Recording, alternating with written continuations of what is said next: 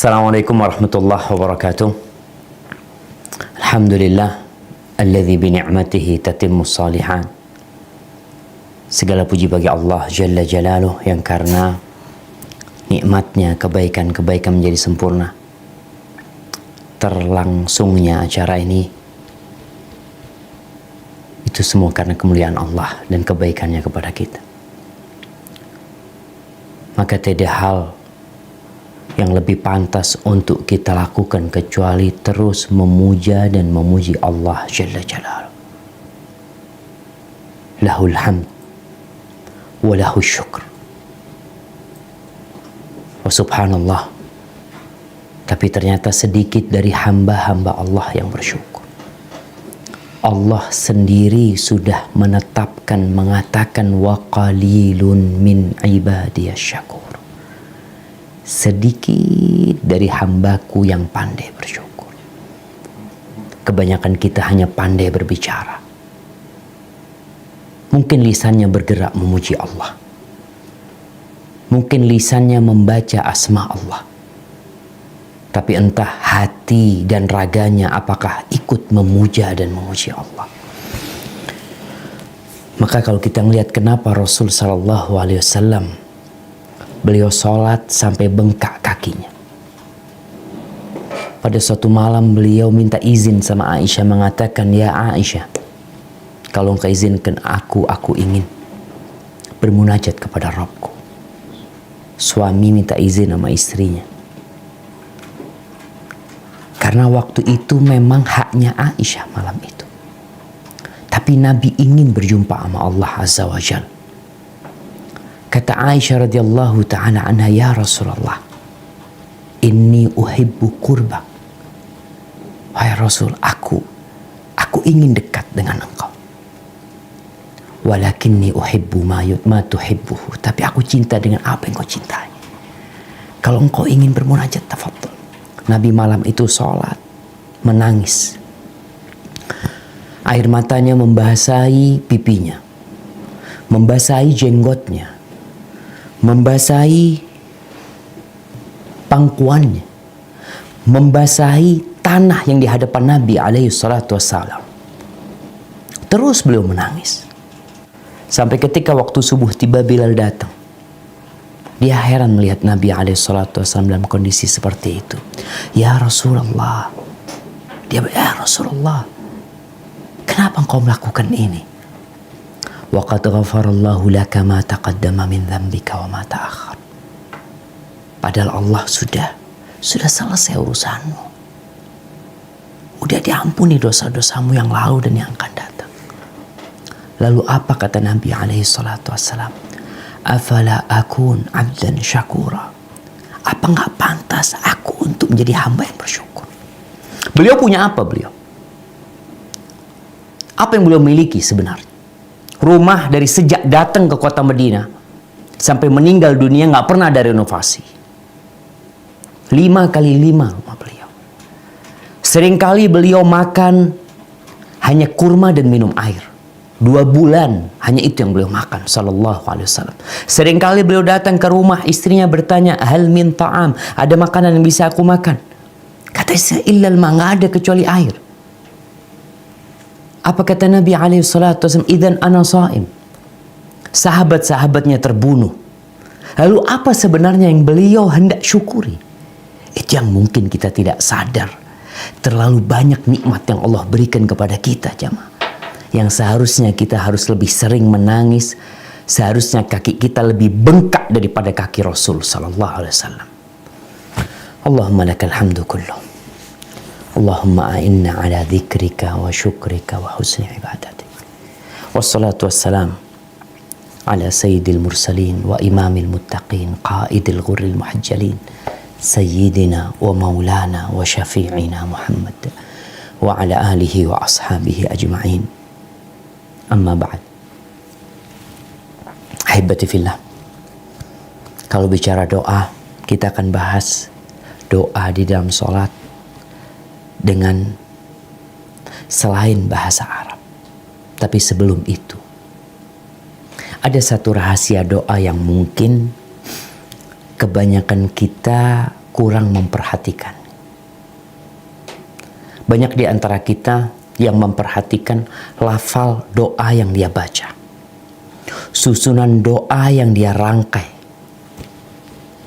Tahukah kita bahwasanya Allah Azza wa Jalla telah mengabulkan doa iblis? Iblis berdoa dikabulkan. Apa sebenarnya? Kok iblis yang membangkang kepada Allah Azza wa Jal, yang tidak mau sujud kepada Adam ta'ziman lahu? Kenapa? Kok Allah malah mengabulkan doanya ketika iblis mengatakan wa anzirni ila yaumi yub'atsun qala innaka minal munzarin? Allah ceritakan di dalam Al-Quranul Karim orang-orang musyrikin ketika mereka berada di atas kapal yang ada di surat Yunus ayat 22-23. Bagaimana tatkala mereka naik perahu, kemudian perahu itu diombang-ambingkan oleh ombak. Waja'ahumul mauju min kulli makan. Ombak itu datang dari segala penjuru. Wa dhannu annahum uhita bihim. Ketika itu mereka yakin udah habis nih, udah nggak ada tempat bergantung lagi, selesai urusan kita. Da'awullah, orang-orang musyrikin, penyembah berhala, ketika itu mereka da'awullah, Allah kabulkan doanya, Allah selamatkan mereka. Tahu kenapa? Da'awullaha mukhlisina lahuddin, ikhlas. Mereka melepaskan segala ketergantungan kepada makhluk, kepada benda, kepada siapapun, kepada pejabat. Mereka bergantung hanya kepada Allah saja. Mukhlisina lahuddin. Ini Allah mengatakan ini. Mereka ikhlas memohon kepada Allah.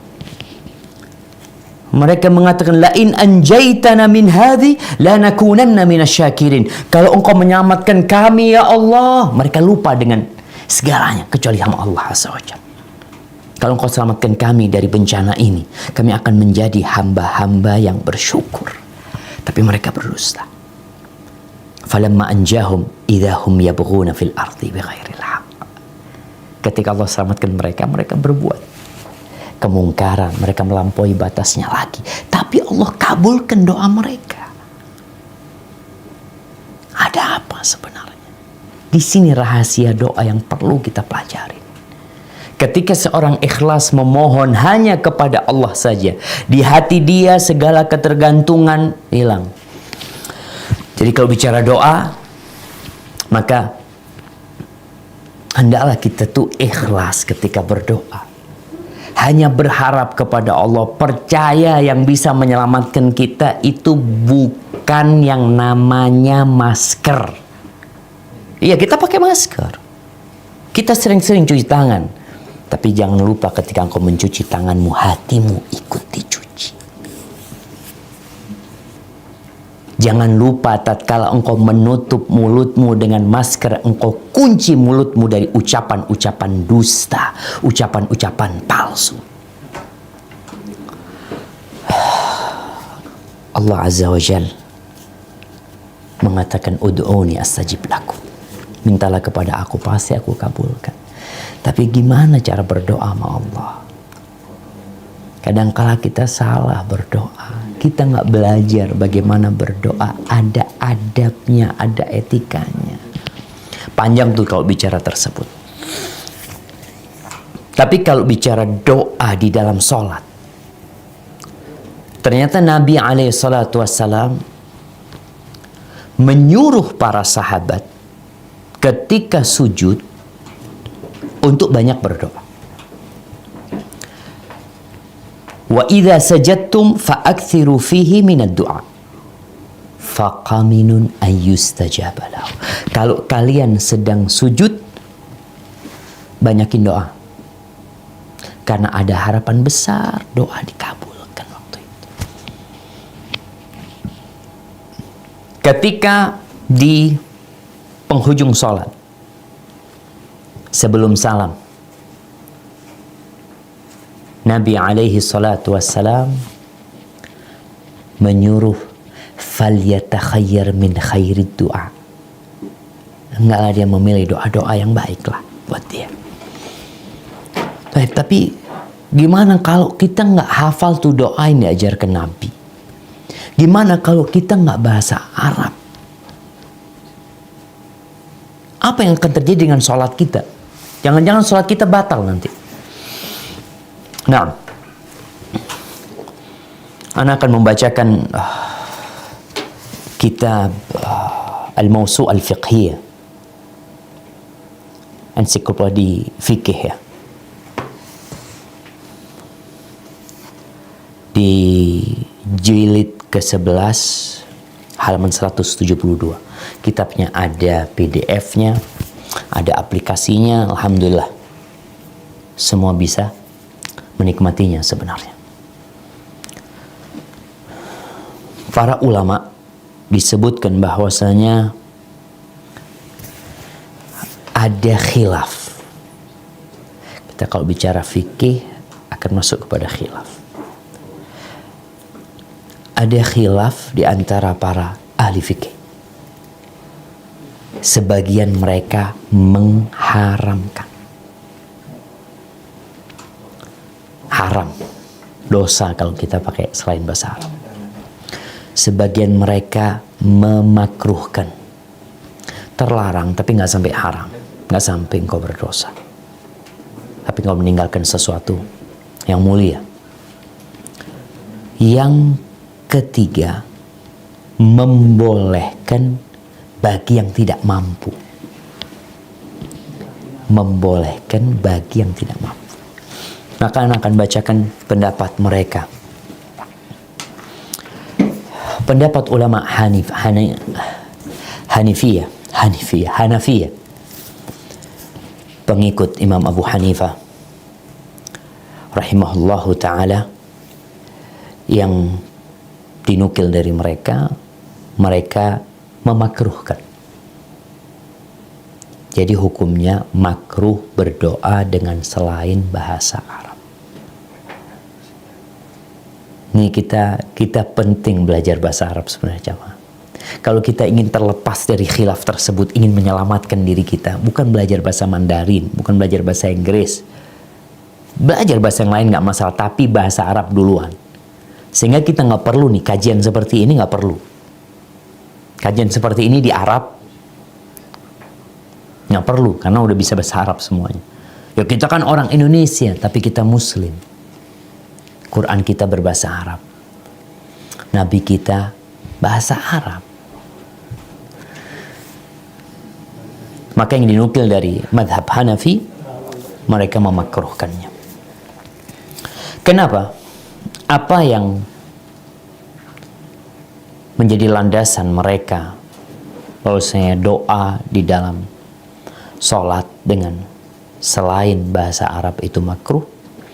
Karena Umar radhiyallahu anhu melarang untuk menggunakan bahasa ajam.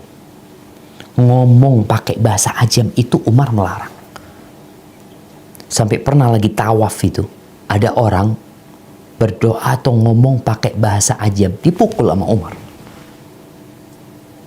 Iyyakum warathanatal ajam. Udah, nggak usah ngomong pakai bahasa selain Arab. Tadi. Jaga nih bahasa Arab. Jadi kalau melihat dari ilah mereka, karena ia meninggalkan sesuatu yang mulia sebenarnya. Bahasa Arab nih, bahasa yang mulia ditinggalkan. Dan disebutkan bahwasanya larangan menurut mereka, makruhnya buat mereka itu makruh tanzihiyah. Makruh yang nggak sampai haram. Tapi kalau di dalam sholat itu bisa jadi makruh yang sampai haram. Tapi kalau di luar sholat makruh biasa. Karena dalilnya Umar bin Khattab ketika melarang orang ketika tawaf mereka menggunakan bahasa selain bahasa Arab. Baik, ini pendapat Hanafiyah. Kenapa kita mulai dengan Abu Hanifah? Karena memang secara susunan madhab itu yang pertama adalah Abu Hanifah, yang kedua Malikiyah, yang ketiga Syafi'iyah, Imam Syafi'i, yang keempat adalah Imam Ahmad bin Hanbal. Adapun insyaallah hal ini tidak lagi tidak diketahui oleh para jamaah. Mazhab yang kedua, wa dhahab al-Malikiyah ila annahu yahrumu ad-du'a bi ghairi al-Arabiyyah. Dalam mazhab Maliki, mereka mengatakan haram berdoa dengan selain bahasa Arab. Ini bicara dalam sholat. Apa ilahnya mereka? Kenapa mereka melarang? Ketika kita bicara hal ini jamaah, kalau memang sudah ada dalil yang mengharamkan, selesai sebenarnya. Tapi ketika ini merupakan istimbatat, kesimpulan-kesimpulan ijtihad para ulama menyimpulkan dari dalil-dalil agama, kemudian disimpulkan muncul hukum fikih. Jadi produk yang mengatakan haram. Ilah mereka, alasan mereka, karena kalau dengan selain bahasa Arab itu yunafit ta'zim. Di situ mengandung penafian pengagungan kepada Allah Azza wa Jalla. Kemudian ulama Maliki Al-Laqani dia mengomentari ucapan Al-Qarafi bil a'jamiyal majhulatil madlul, dengan bahasa ajam selain bahasa Arab yang nggak difahami. Maka di sini penting, kadang-kala ada orang baca mantra-mantra pakai bahasa Jawa yang nggak tahu apa yang dia baca. Maka nggak boleh. Ketika membaca sesuatu yang tidak difahami maknanya, maka nggak boleh. Kenapa? Karena ditakutkan mengandung suatu isi atau kandungannya yang ternyata di situ ada ungkapan-ungkapan yang tidak pantas ditujukan kepada Allah Azza wa Jalla. Adapun kalau diketahui artinya, fayajuzu isti'maluha mutlaqan fi salati wa ghairiha. Ini masih kepada pendapat Malikiyah. Adapun kalau diketahui maknanya, maka boleh digunakan secara mutlak di salat dan di selain salat. Jadi ternyata yang diharamkan itu kalau tidak diketahui maknanya. Adapun kalau diketahui maknanya, mereka berpendapat boleh. Karena Allah berfirman, wa 'allama Adam al-asma'a kullaha. Ini bagaimana Allah mengajarkan kepada Adam semua nama. Artinya bahasa-bahasa yang ada sekarang ini adalah bahasa turunan dari apa yang Allah ajarkan kepada Nabi Adam alaihi salam terhadap nama-nama. Jadi yang ada ini bahasa turunan dari apa yang Allah ajarkan kepada Nabi Adam alaihissalam. Dan Allah berfirman, wa ma arsalna min rasulin illa bilisani qaumih, dan tidaklah kami mengutus seorang utusan, seorang rasul, melainkan dengan lisan kaumnya. Nanti sesuai dengan bahasa kaumnya. Nabi Musa alaihissalam nggak bahasa Arab, bahasa Ibrani. Nabi Isa juga. Nabi Ibrahim wallahu a'lam apa bahasa Syriania. Kemudian kita tahu sendiri di Mesir apa bahasa Mesir sebenarnya.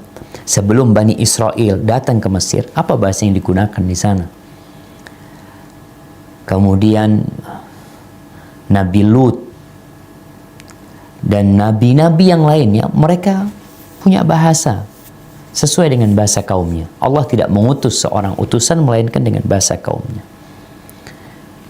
Ini apa yang ditegaskan oleh Dasuki tentang alasan mereka. Akhirnya yang terlarang itu yang tidak diketahui maknanya. Jadi kalau kita dikasih amalan, kemudian kita nggak tahu artinya, kita baca, maka nggak boleh kita membacanya sampai kita memahami apa makna dari tulisan atau amalan yang diberikan kepada kita.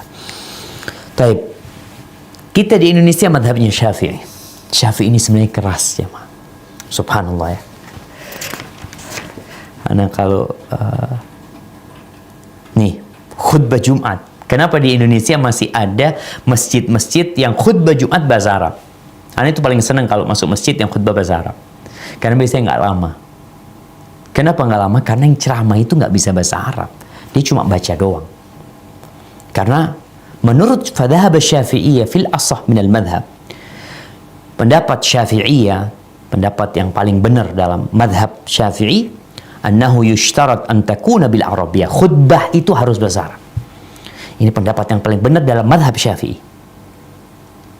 Fa in lam yakun thamma man yuhsinul Arabiyyah, kalau ternyata di kampung tersebut, di negeri tersebut nggak ada yang bisa bahasa Arab, walam yumkin ta'allumuha, dan nggak mungkin mempelajarinya, khutiba bi ghairiha atau khataba bi ghairiha, maka orang itu ceramah dengan selain bahasa Arab. Fa in qaddat muddatu imkanit ta'allum, kalau ternyata waktu belajar sudah habis, artinya nggak mungkin mereka belajar sekarang, mereka perlu waktu untuk belajar bahasa Arab. Oke, waktunya mamanya 6 bulan. Oke, belajar 6 bulan. Setelah 6 bulan, ini waktu yang memungkinkan orang bahasa Arab.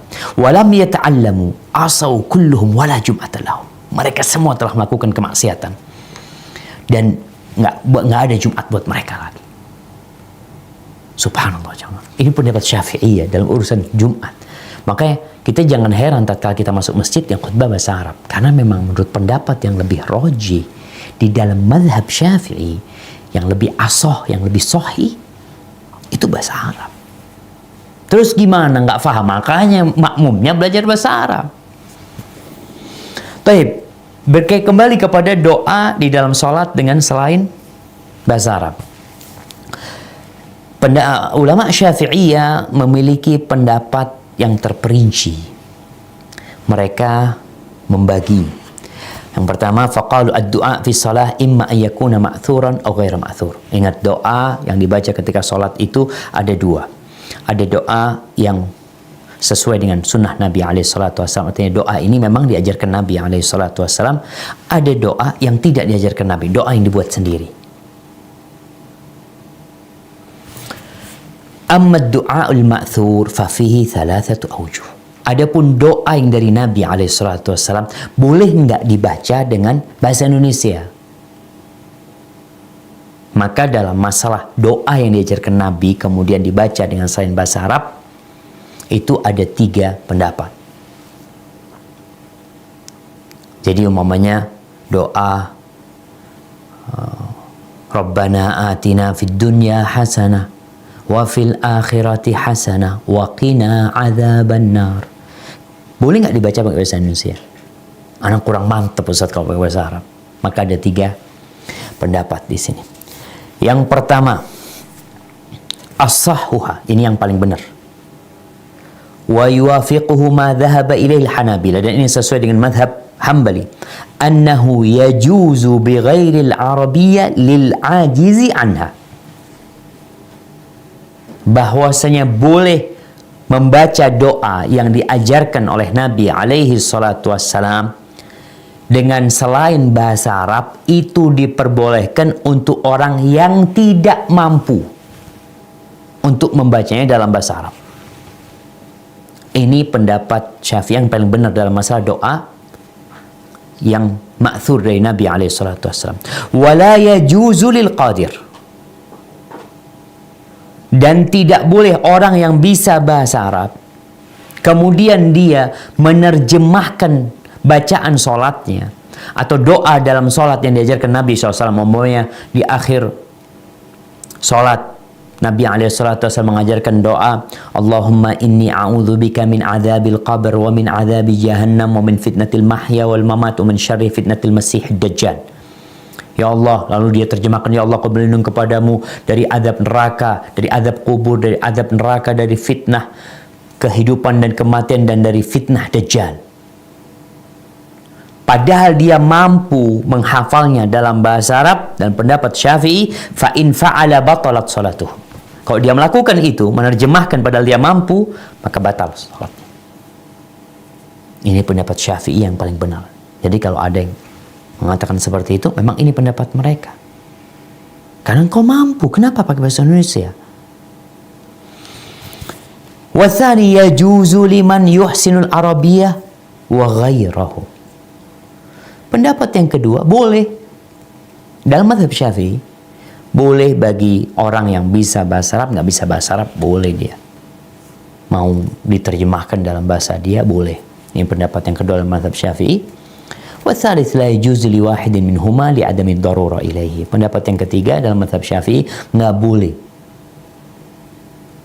Buat siapa? Buat dua-duanya. Mampu dan yang tidak mampu nggak boleh menerjemahkan doa itu ke dalam bahasa Indonesia. Ini berkaitan dengan doa yang diajarkan sama Nabi SAW. Wa amma du'a ghairul ma'thuri fi shalah. Adapun doa, bolehkah kita sekarang membaca doa dengan sesuatu yang tidak diajarkan Nabi SAW? Fala yajuzu ikhtira'uhu wal ityanu bihi bil ajmiyati qawlan wahidan. Pendapat Syafi'i satu. Maksudnya nggak boleh membikin doa yang dibaca dalam sholat dalam bahasa selain Arab. Nggak boleh. Qawlan wahidan. Ini pendapat Syafi'iyah.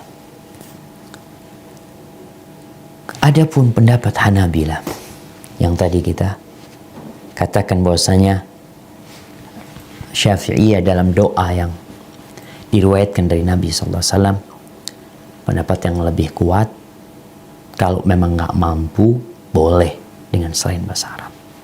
Urusan nggak mampu, dia baru masuk Islam, dia belajar udah ngafalin nggak hafal-hafal ya. Baik, itu pendapat Syafi'iyah. Adapun pendapat Hanabilah jamaah, bahwasanya mereka berpendapat diperbolehkan berdoa dengan selain yang diriwayatkan dari Nabi SAW, walaupun dengan selain bahasa Arab.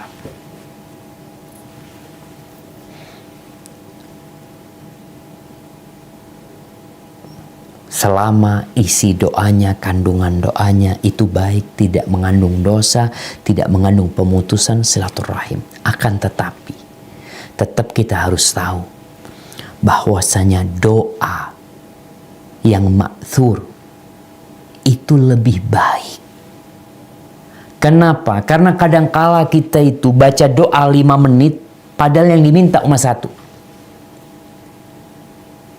Sedangkan doa yang diajarkan Nabi SAW pendek, mengandung kebaikan dunia dan akhirat. Semuanya. Kita doa 5 menit, Nabi cuma ngajarkan 5 detik. 10 detik. Namun, karena ada orang-orang yang tadi nggak bisa bahasa Arab, dan dia memiliki keinginan, dia ingin minta sama Allah Azza wa Jalla. Dan kita tahu, kita bicara tadi, doa itu dikabulkan karena ikhlas, karena tulus, karena benar-benar dia bergantung sama Allah Azza wa Jalla. Dan Allah itu faham dengan semua bahasa. Allah itu mengetahui yang diminta oleh hambanya dengan bahasa apapun. Makanya di antara ulama Hanabilah ada yang mengatakan wa amma man da'allah mukhlishan lahuddin bidu'ain jaiz. Adapun orang yang berdoa memohon kepada Allah ikhlas penuh ketaatan kepada Allah dengan doa yang boleh, sami'ahullah wa ajaba du'a'ahu. Allah akan mendengarkannya dan Allah akan mengabulkannya, sawa'an mu'riban aw malhunan. Baik dia dengan bahasa Arab yang sesuai dengan i'rabnya, yang fasih, atau bahasa Arab yang kacau. Bahkan disebutkan seorang berdoa itu, kalau memang dia tidak biasa dengan, dalam doanya dia tidak biasa dengan i'rab ya, dengan bahasa Arab yang fasih, maka kalau kiranya dia menggunakan bahasa Arab yang fasih itu dalam berdoa, menghilangkan kekhusyuan dia dalam memohon, ya udah pakai bahasa dia, bahasamu sudah. Karena asal doa itu adalah hati. Lisan ini ikut. Karena memang kita suruh minta, suruh panggil Allah Azza wa Jalla. Ada orang yang sibuk memperhatikan kata-katanya, tapi lupa dengan hatinya, akhirnya nggak dikabulkan sama Allah Azza wa Jalla.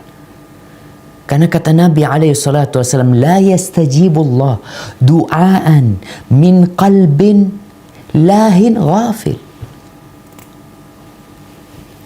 Allah itu tidak mengabulkan doa yang muncul dari hati yang lalai, yang gak hadir hatinya. Maka mereka menyebutkan bahwasanya du'a yajuzu bil arabiyyah wa bi ghairil arabiyyah, dan doa itu diperbolehkan dengan bahasa Arab atau dengan selain bahasa Arab. Apa dalil mereka? Sekarang sandarannya apa? Karena memang kalau kita lihat tidak ada dalil yang tegas mengatakan harus berbahasa Arab. Cuma memang Nabi SAW karena beliau dari Arab, lisannya mereka orang-orang Arab, bahasa Arab, maka semua doanya dengan bahasa Arab. Mereka berpendapat bahwasanya boleh berdoa dengan selain yang diriwayatkan dari Nabi SAW di dalam sholat. Karena sabda Nabi SAW, thumma yatakhayyar minal mas'alati ma sya', ini ketika tasyahud, hendaklah dia memilih dari permohonan terserah dia. Dalam lafaz lainnya dikatakan thumma yatakhayyar minad du'ai a'jabahu ilaihi fayad'u. Kemudian hendaklah dia memilih dari doa yang menakjubkan dia, kemudian dia berdoa dengan doa tersebut. Maka jamaah rahimakumullah, itu pendapat para ulama berkaitan dengan bolehkah kita berdoa di dalam sholat kita dengan selain bahasa Arab. Orang India pakai bahasa India. Anda lihat pendapat mungkin yang lebih kuat di antara semua itu adalah yang membolehkan bagi yang tidak mampu. Maka berusahalah untuk jadi orang yang mampu. Kenapa? Karena Muslim itu yang kuat lebih baik dan lebih dicintai Allah daripada mukmin yang lemah. Kata Nabi SAW, al-mu'minul qawi khairun wa ahabbu ila Allah minal mu'minil dhaif. Seorang mukmin yang kuat imannya, yang pertama, kuat ilmunya, kuat ya ekonominya, yang lainnya, tapi yang pertama kekuatan iman yang membuat dia kuat di segalanya. Karena kalau ekonomi kuat tapi imannya nggak kuat, dia bakhil. Tapi kalau imannya kuat, ekonominya lemah, dia berbagi dengan apa yang dia miliki. Tetap dia berbagi. Maka yang menjadi tolak ukur adalah kekuatan iman. Kekuatan iman ini akan mendorongmu untuk belajar bahasa Arab. Bahkan para ulama mengatakan al-arabiyyah minad din. Bahasa Arab itu termasuk dari agama. Bagian dari agama. Kenapa Quran kita berbahasa Arab? Jadi mukmin yang kuat lebih baik dan lebih dicintai Allah daripada mukmin yang lemah. Jadi ini pembahasan kita pada kesempatan kali ini yang berkaitan dengan doa di dalam sholat dengan selain bahasa Arab. Yang lebih hati-hati, ya udah tadi anak katakan belajar. Tapi bagi yang nggak mampu, yang nggak bisa, kita udah ajarin nih baca doa ini. Iya, ini doa diajarkan Nabi SAW. Tapi anak punya permohonan sendiri, Ustadz. Anak mau minta sesuatu. Anak punya anak ini durhaka sama anak, Ustadz. Anak ingin mintakan buat dia. Dan nggak bisa bahasa Arab dia. Maka silahkan dia berdoa dengan selain bahasa Arab. Dan orang Arab pun sebenarnya, kalau bicara berdoa dengan selain ma'thur, selain yang diriwayatkan dari Nabi SAW. Karena mereka orang Arab, ya dia biasa doa. Mamanya Allahumma inni as'aluka NMAC, mungkin kayak gitu kata Ustaz Yusuf. Minta NMAC. Allahumma inni as'aluka Avanza. Dia minta apa? Doa yang tidak diajarkan Nabi SAW. Tapi memang tadi Anda sampaikan, doa yang terbaik adalah doa yang ma'thur dari Nabi SAW. Cuma kalau engkau punya keinginan tersendiri yang memang harus disampaikan kepada Allah, dan kita tahu waktu mustajab ketika sujud sebelum tasyahud, maka silahkan dibaca. Tapi kalau dalam pendapat Syafi'i, ingat nggak boleh. Terus solusinya apa? Dalam mazhab Syafi'i solusinya ya udah baca di selain sholat. Kenapa harus baca ketika sholat? Kan ada waktu-waktu mustajab yang lainnya. Cari itu sepertiga malam akhir, antara adzan dan qomat. Ketika engkau sedang berpuasa, ketika berbuka, ada waktu-waktu mustajab. Kenapa harus maksakan diri baca ketika sholat? Itu di dalam mazhab Syafi'i. Cuma Anda lihat pendapat yang membolehkan, karena bagi orang-orang yang tidak mampu, ingat, yang tidak mampu, maka Anda rasa pendapat ini yang lebih pertengahan ya. Bagi yang mampu selesai, sudah nggak boleh. Tapi kalau dia mampu, silahkan. Hadza wallahu a'lam bishawab. Mungkin kita masuk ke sesi tanya jawab kalau memang ada yang ingin ditanyakan. Tafadhol.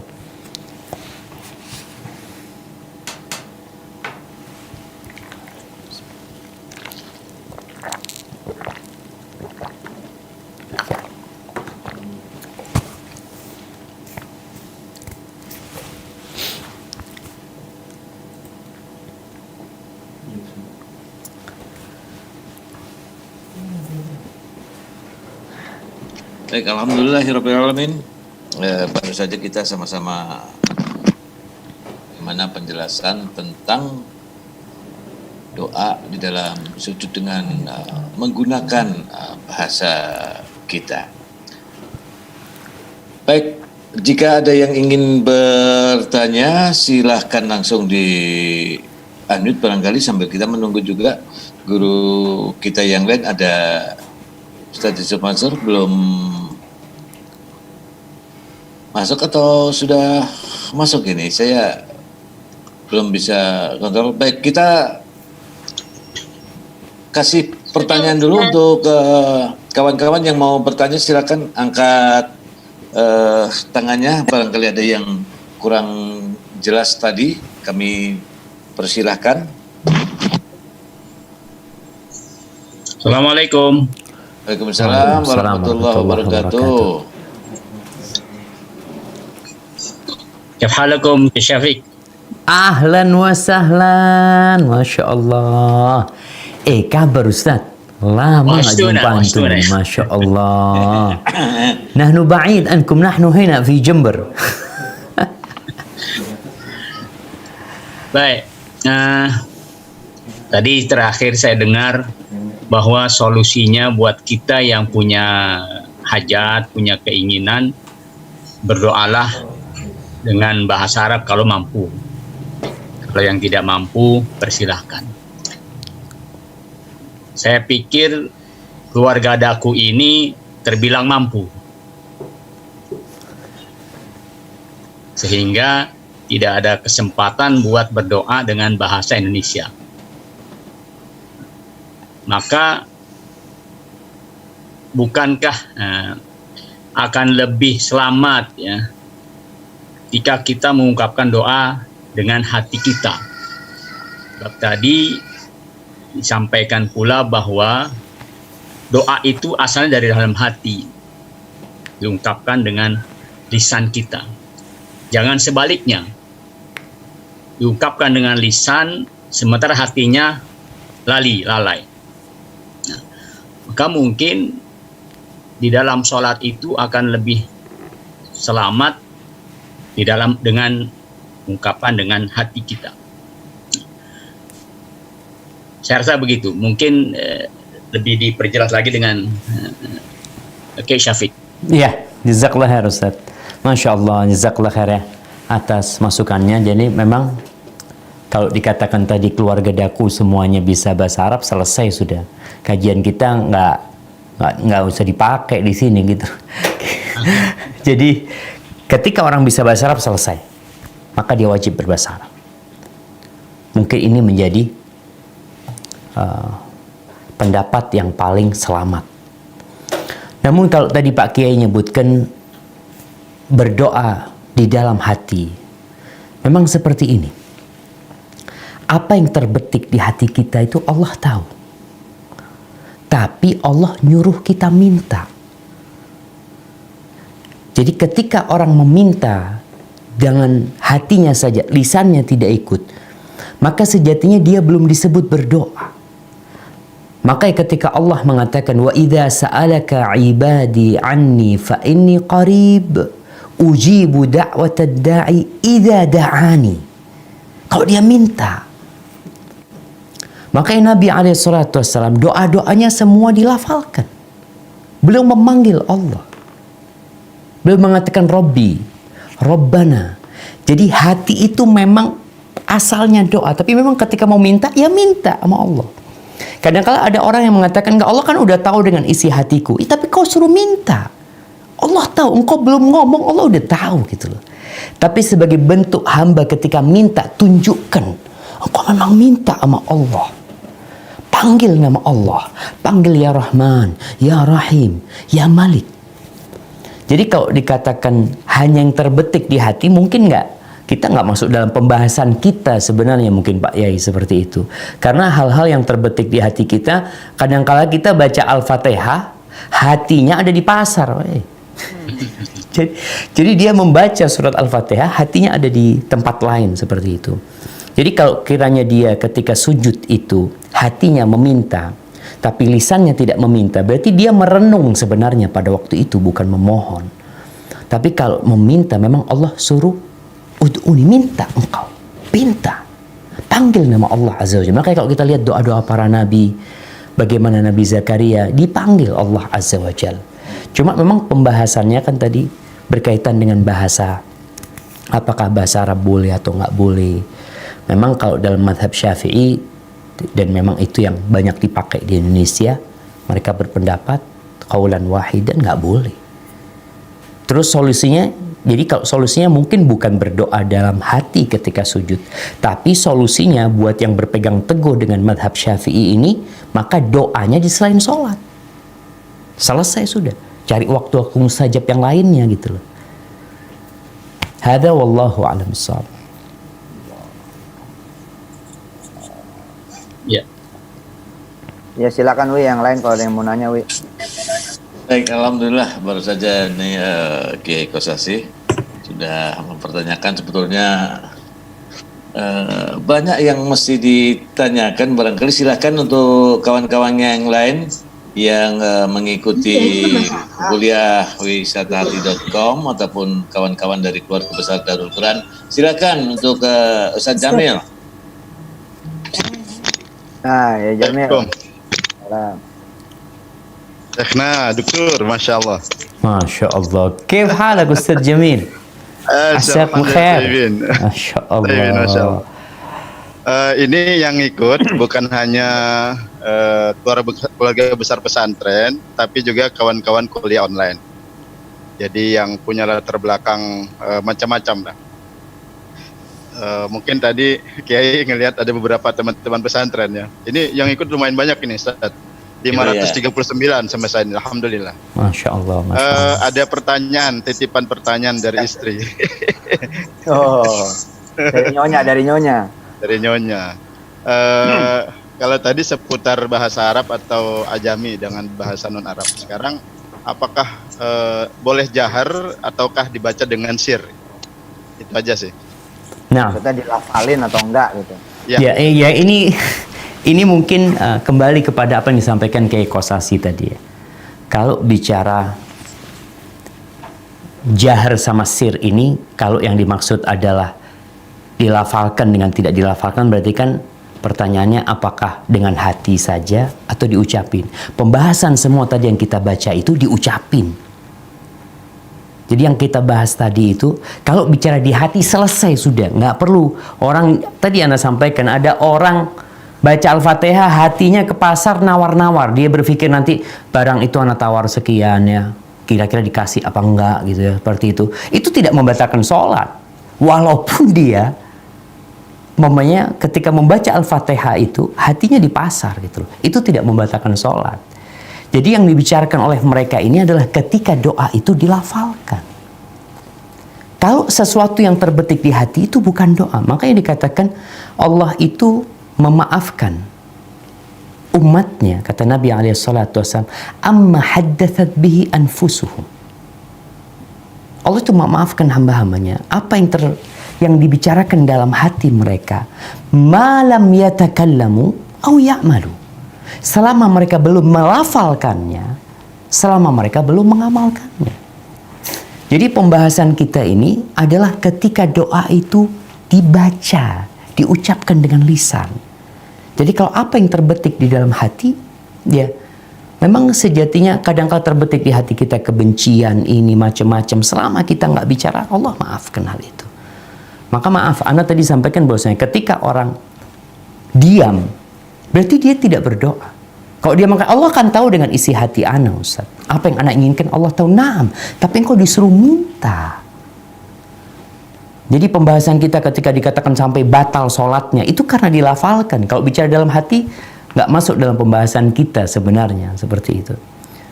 Hadza wallahu a'lam bissawab. Baik, alhamdulillahirrahmanirrahim. Ini pada kesempatan sekarang ini saya ingin mencoba untuk membaca pertanyaan dari yang sudah masuk ini dari Widi. Assalamualaikum Ustadz. Apakah hukumnya jika kita berdoa dalam sujud terakhir dan kita menangis dalam doa tersebut? Apakah batal sholatnya Ustadz? Nah, barakallahu fikum. Ya. Ini berkaitan dengan doa dalam sujud terakhir. Perlu difahami bahwasanya Nabi SAW ketika mengatakan wa idza sajadtum fa'akthiru fihi minad du'a, ketika kalian sujud banyakin doa, itu tidak khusus sujud terakhir. Karena Nabi mengatakan konteksnya kalau sedang kalian sujud di sholat itu, wa idza raka'tum fa'azzimu fihi rabb, ketika ruku kalian agungkan Allah Azza wa Jal, ketika kalian sujud perbanyak doa di sana. Ini bukan berkaitan dengan sujud terakhir saja, terus berkaitan dengan semua sujud kita. Makanya kalau kita melihat sholatnya Rasul Sallallahu Alaihi Wasallam, bagaimana beliau sholat? Ketika sujudnya itu hampir sama-sama berdirinya. Berdirinya baca Al-Baqarah beliau alaihi salatu wassalam. Panjang kali sujud beliau. Ini rakaat pertama yang disebutkan dalam hadis Hudzaifah atau hadis Anas bin Malik, hadis Abdullah bin Abbas tentang bagaimana sujudnya Nabi alaihi salatu wassalam di rakaat pertama. Itu udah panjang sujudnya. Jadi ketika berdoa di dalam sujud, kemudian menangis, tapi tidak sampai menangis yang keluar suara-suara yang keras seperti itu, nggak ada masalah. Nabi SAW menangis. Sampai tadi dalam hadis yang awal kita sampaikan, bagaimana beliau menangis sampai membasahi jenggotnya, membasahi tempat sujudnya, tempat sholatnya Nabi SAW itu basah dengan air matanya. Yang penting ketika nangis tidak sampai teriak-teriak, lupa kalau sedang sholat. Engkau sedang sholat, engkau sedang dalam posisi sujud. Terus menangis memohon kepada Allah Azza wa Jalla. Nabi SAW ketika sholat pun beliau menangis. Abu Bakar Siddiq radhiyallahu anhu menangis ketika sholat. Maka sejatinya nggak masalah selama tidak mengeluarkan suara-suara yang bisa membatalkan sholatnya atau suara-suara yang di luar sholat sebenarnya bacaan sholat, maka silakan kau membaca doa, menangis, tapi ingat bukan khusus di sujud terakhir, tapi di semua sujud. Namun memang ada orang yang mengkhususkan. Ketika dia mengkhususkan, akhirnya dia ini menyempitkan yang luas. Kenapa? Dalam sholat maghrib itu ada 6 sujud, engkau bikin 1 aja berdoa. Padahal ada kesempatan 6 kali sujud engkau berdoa, tapi engkau bikin cuma sekali berdoa. Sehingga ajaran Nabi ini begitu luasnya. Maka jangan sampai kita menyempitkan apa yang diluaskan oleh Rasul Sallallahu Alaihi Wasallam. Berdoalah dalam semua sujud kita. Hada wallahu a'lam bishawab. Nah. Baik, Alhamdulillah, ini memang pertanyaan banyak sekali ini yang ada di Chat, di ya. sini. Apakah ya Ibu Siti Hadijah mau bertanya tadi katanya? Oke. Iya, Ustadz. Terima Ya. kasih. Ini terakhir ya, Wi. Ya baik. Alhamdulillah. Jazakumullah Ustadz atas kesempatan yang diberikan. Saya Bu Hadijah, Masya Allah. Barakallah fiik.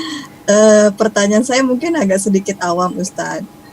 Mungkin berkaitan dengan doa, tapi misalnya begini Ustadz, di sini di Indonesia kita kan banyak memakai mazhab Syafi'i. Kebetulan juga mungkin saya termasuk yang mengamalkan mazhab Syafi'i.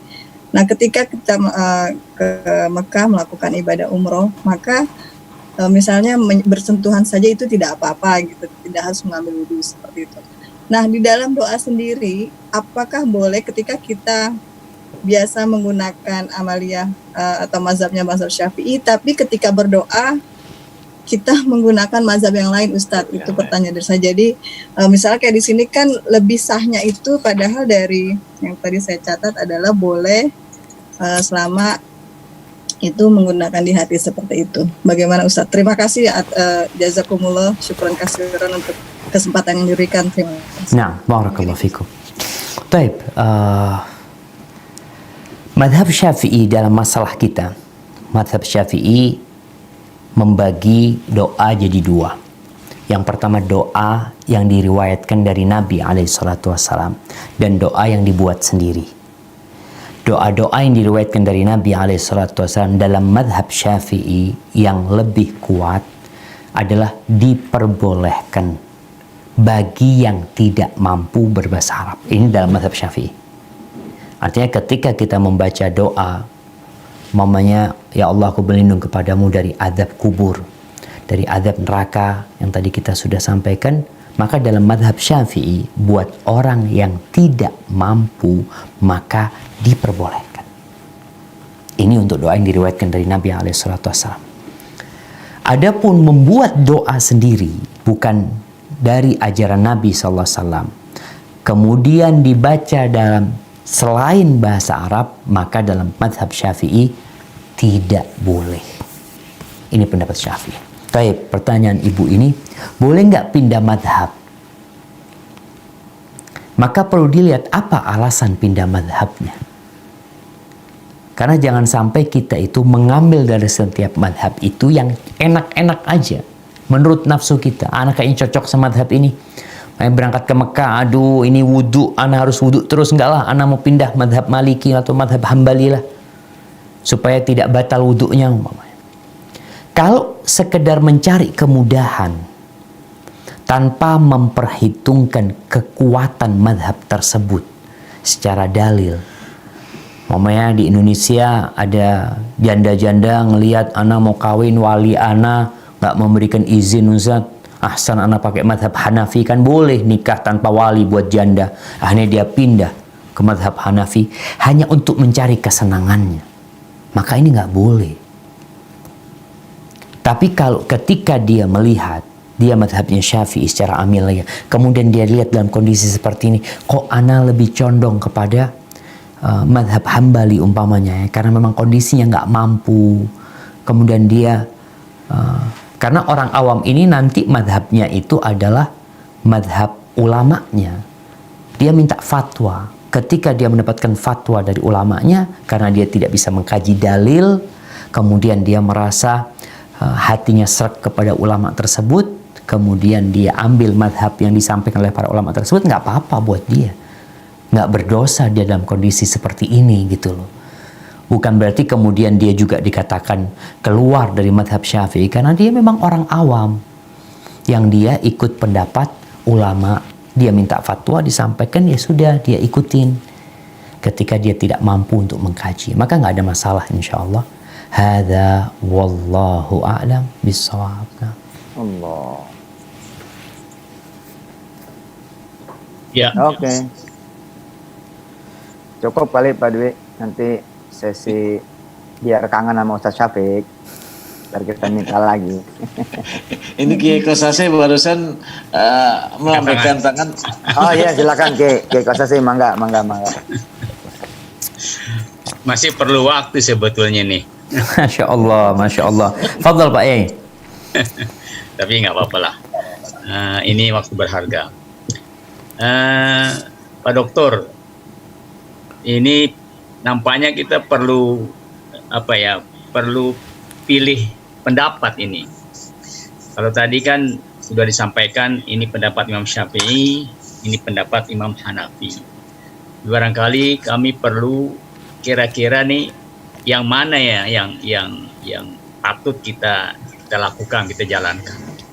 Ingin dapat pilihan lah dari Pak Dokter ini. Nah, barakallahu fikum. Ya, kalau bicara pendapat ana, setelah ana mengkaji ya, ana melihat kondisi umat manusia yang tidak semuanya bisa bahasa Arab.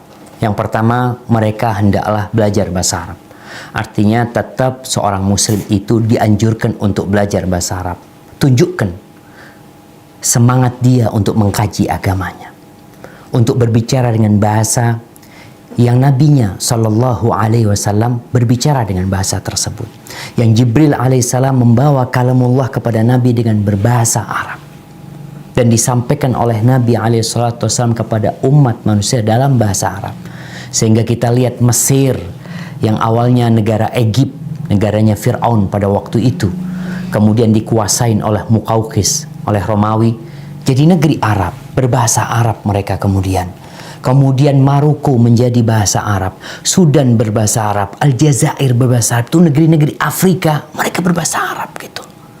Bagaimana kepedulian mereka dengan bahasa Arab? Ini mendorong kita untuk belajar bahasa Arab. Tapi kalau memang ada orang yang tidak mampu berbahasa Arab, jadi kalau di Indonesia alhamdulillah banyak orang bisa ngaji, banyak orang menghafal doa-doa Nabi SAW dalam bahasa Arab sehingga dia bisa membacanya dalam bahasa Arab. Tapi kalau memang ada orang yang tidak mampu berbahasa Arab dan dia punya keinginan, dia memiliki keinginan yang dia nggak tahu harus dengan bahasa Arab. Tadi kita sampaikan kalau dirakit bahasa Arab akhirnya dia juga nggak paham, dia sekedar mengulangi ucapan kata-kata yang dia tidak memahaminya sehingga tidak ada kekhusyuan pada diri dia. Maka ana lihat bagi orang yang tidak mampu, tafadhol, setelah dia berusaha kemudian dia tidak mampu, ana rasa kita persilahkan dia untuk memohon kepada Allah Azza wa Jalla dalam bahasa dia, dengan catatan dia tidak mampu. Yang mampu bahasa Arab. Apa gunanya belajar bahasa Arab? Karena ana sedih, terus terang ana ini sedih sekali. Lulusan Timur Tengah itu banyak, lulusan pesantren di Indonesia itu banyak. Tapi kenapa bahasa Arab tidak menjadi bahasa kedua di Indonesia ini? Kenapa Anda melihat di pesawat itu ada koran bahasa Mandarin, tapi nggak ada koran bahasa Arab? Karena banyak orang-orang yang lulus dari Timur Tengah, di rumahnya nggak bahasa Arab. Di rumahnya, dia belajar bahasa Arab 6 tahun di pesantren, kuliah 4 tahun bahasa Arab, sampai Indonesia, menikah, punya keluarga. Kenapa anaknya nggak diajar bahasa Arab? Diajak ngomong bahasa Arab. Diajak ngomong. Kita lihat tuh orang-orang yang lulusan Inggris ya, anaknya diajak bahasa Arab sama dia. Bahasa Inggris, afwan. Yang Cina diajak bahasa Mandarin, bisa bahasa Mandarin. Dan subhanallah anak-anak itu jamaah, ketika umur di bawah 5 tahun, itu secara penelitian dikatakan mereka bisa menguasai 10 bahasa tanpa kesulitan. Asalkan bukan dengan dipelajari, bukan, dengan didengarkan. Makanya anak punya teman-teman di Medina itu anak-anak yang dari Bosnia, anaknya bisa bahasa Arab, bahasa Inggris, bahasa Bosnia, bahasa macam-macam. Subhanallah. Jadi ketika ada orang yang ngomong kepada dia dengan bahasa Bosnia, langsung berubah jadi bahasa. Ngomong bahasa Arab langsung jadi bahasa Arab. Ngomong bahasa Inggris langsung jadi bahasa Inggris.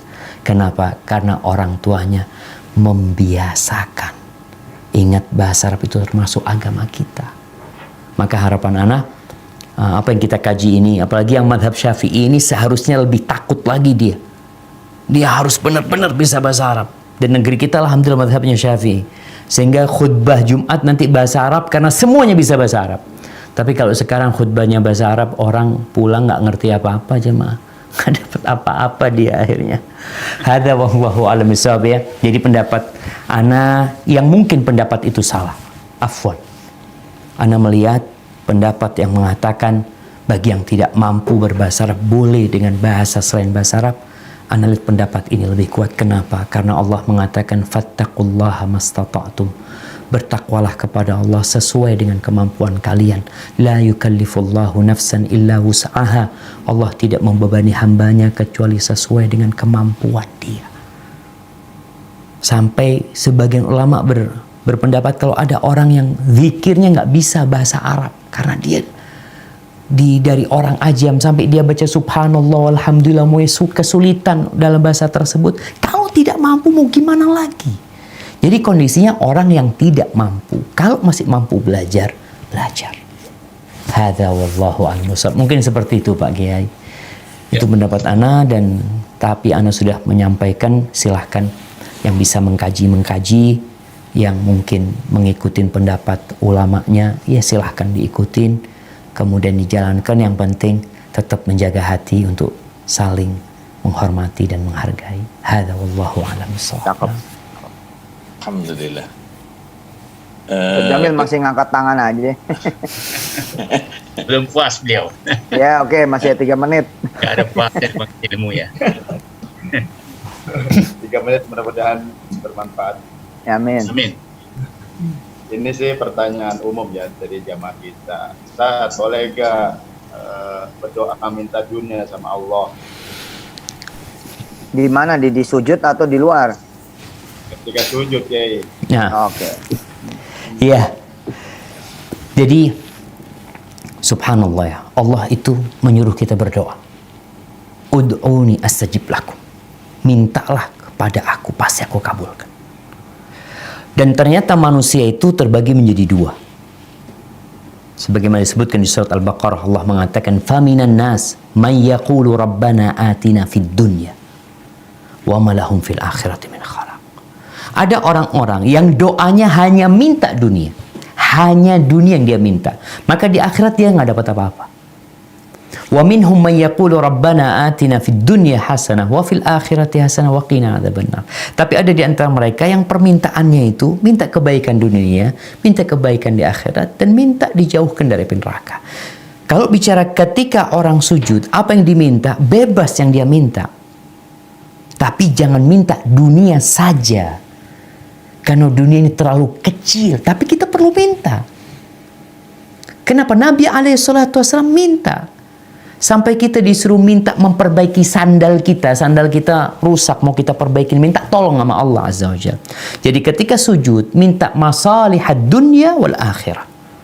Jangan hanya minta kemaslahatan dunia saja. Kita itu kadang-kala panjang minta dunia 5 menit, minta akhirat 1 menit. Padahal kita mau hidup di dunia cuma 70 tahun. Kenapa antum panjang-panjang doanya minta dunia? Ingat dengan Fudail bin Abdullah bin Mubarak ya. Ketika dia minum air zam-zam. Kebanyakan orang kalau minum air zam-zam minta, ibu-ibu minta awet muda ya. Minta sehat ya. Silahkan boleh minta kesehatan, minta rizki. Abdullah bin Mubarak ketika minum air zam-zam, dia mengatakan, Allahumma ya Allah, sesungguhnya aku mendapatkan hadis dari guruku dari Ibn Abil Mawala, dari Jabir bin Abdullah, bahwa Nabimu SAW bersabda, ma'u zamzam lima syuribalahu. Air zam-zam ini tergantung niat meminumnya. Allahumma fa inni ashrabuhu li dhama'i yaumil mahsyar. Ya Allah, aku minum air zam-zam ini agar aku tidak kehausan di padang mahsyar. Dia memandang kepada hari yang panjang, yang 1 hari sama dengan 1000 tahun. Maka kalau bicara ketika sujud minta maslahat dunia, tafadhal. Silahkan. Tapi jangan hanya minta maslahat dunia. Terlalu kecil dunia ini, jamaah. Mungkin seperti itu, Ustaz. Hadza wallahu Allahumma a'lam. inna nas'aluka NMAX. Itulah. Cuma NMAX yang diminta, Ustaz. Ya Allah, berapa NMAX? Iya. Ya, inget ceramahnya Ustadz Syafiq, Allahumma inna nas'aluka NMAX. Waduh, jangan cuma NMAX katanya. Minta anak yang hafiz. Gitu. Masya Allah, Masya Allah. Boleh NMAX diminta, tapi hafiznya jangan lupa. Masya Allah, Masya Allah. Dan minta belinya pakai duit yang halal. Pak Dwi, kelihatannya kita nggak akan pernah cukup nih dengan Ustadz Cukup, Syafiq. iya. Banyak sekali Tapi kita harus pertanyaan. cukupkan. Terima kasih banyak Ustadz Syafiq. Mudah-mudahan Allah ridha sama antum, sama keluarga, dan sama yang bersama antum. Doain kami nih biar terus belajar dan tidak pernah berhenti belajar. Jazakallah khair, Itu, Ustaz. Haji Dwi, ya kita minta langsung Ustadz Syafiq berdoa buat kita semua. Allahu Ya, baik. Akbar. Kami Syafiq, persilakan. Bin doa, Iya. Ustadz. Ya, kalau doa Nabi SAW yang Nabi sering baca di majelisnya. Beliau hampir jarang meninggalkan majelis kecuali telah mendoakan para sahabatnya. Beliau mengatakan, Allahumma qsim lana min khasyiatika ma tahulu bihi bainana wa baina ma'asik. Wa min ta'atika ma tuballighuna bihi jannatak. Wa min al-yaqini ma tuhawwinu bihi alaina masa'ibad dunya. ومتعنا بأسماعنا وأبصارنا وقواتنا ما أحييتنا واجعله الوارث منا واجعل ثأرنا على من ظلمنا وانصرنا على من عادانا ولا تجعل مصيبتنا في ديننا ولا تجعل الدنيا أكبر همنا ولا مبلغ علمنا ولا تسلط علينا من لا يرحمنا ربنا لا تزغ قلوبنا بعد إذ هديتنا وهب لنا من لدنك رحمة إنك أنت الوهاب ربنا آتنا في الدنيا حسنة وفي الآخرة حسنة وقنا عذاب النار وسبحان ربك رب العزة عما يصفون وسلام على المرسلين والحمد لله رب العالمين.